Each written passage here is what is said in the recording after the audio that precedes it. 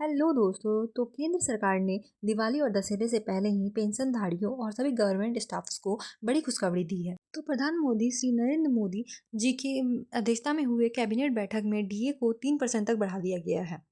बढ़ोतरी 1 जुलाई से लागू होगी और इसके अंतर्गत जो भी कर्मचारी हैं उनको 3 महीने तक का एरियर भी मिलेगा। इस बढ़ोतरी से 49 लाख एम्प्लॉयज़ को और 68 लाख पेंशनर्स को सीधा फायदा होने वाला है। अब महंगाई भत्ता 55% से बढ़कर 58% तक हो जाएगा। हालांकि इसका असर केंद्र सरकार के खजाने पर भी पड़ेगा और हर साल एटलीस्ट 10,000 करोड़ तक का एक्स्ट्रा खर्च बढ़ेगा। अब ऐसे में सवाल आता है कि क्या है डीए। तो आइए चलिए आपको बताते हैं कि डीए क्या होता है। दरअसल महंगाई भत्ता यानी कि डियरनेस अलायंस जो होता है, ये कर्मचारियों और पेंशन धारकों को महंगाई के असर से बचाने और उनके जीवन स्तर को बनाए रखने के लिए किया जाता है। इसकी जो दरें हैं, all India consumer price index यानी AICPI पर आधारित होती है और हर 6 महीने में इसकी समीक्षा होती है।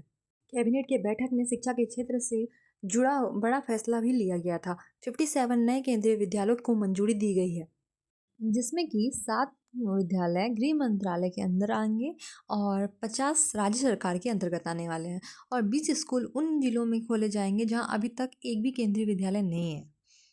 तो इस बढ़ोतरी का फायदा देश भर में लगभग 50 लाख सरकारी कर्मचारियों को होने वाला है, यानी करीब 1 करोड़ लोगों को सीधा लाभ होने वाला है। डीए की इस बढ़ोतरी से खेती और खाद्य सुरक्षा में भी लाभ होने वाला है। खेती और खाद्य सुरक्षा के क्षेत्र में भी इसके अहम घोषणाएं हुई है। दालों में आत्मनिर्भर बनने के लिए 11,440 करोड़ रुपए तक की योजनाएं का ऐलान किया गया है। अगर हम बात करें तो डीए बढ़ने से कर्मचारियों की सैलरी और पेंशनर्स की मासिक पेंशन में अच्छा खासा इजाफा होगा। इसका असर त्योहारों के मौसम में खर्च करने की क्षमता पर भी पड़ेगा। यह योजना अगले 6 साल में पूरी तरह से लागू होगी। साथ ही अगर दालों की सरकारी खरीद की बात करें तो सीमा 45 करोड़ रुपए से बढ़ाकर 60 करोड़ रुपए तक कर दिया गया है।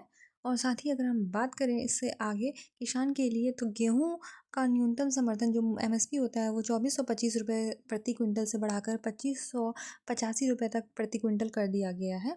अगर हम बात करें अब प्रति क्विंटल 160 रुपये ज़्यादा मिलेंगे किसानों को। इसके साथ ही सरकार ने अगले फसल के लिए 11.9 करोड़ टन गेहूं उत्पादन का रिकॉर्ड लक्ष्य रखा है।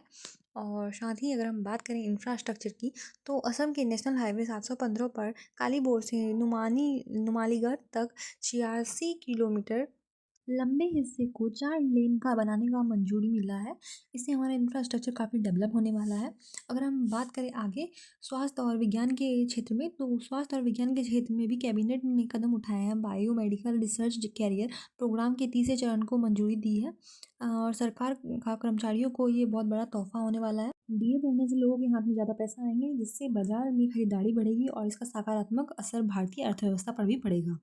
आशा करती हूँ कि आपको हमारा वीडियो पसंद आया होगा। अगर आपको हमारा वीडियो अच्छा लगा हो तो वीडियो को लाइक शेयर एंड सब्सक्राइब जरूर करें, ताकि आप आगे भी ऐसे अपडेटेड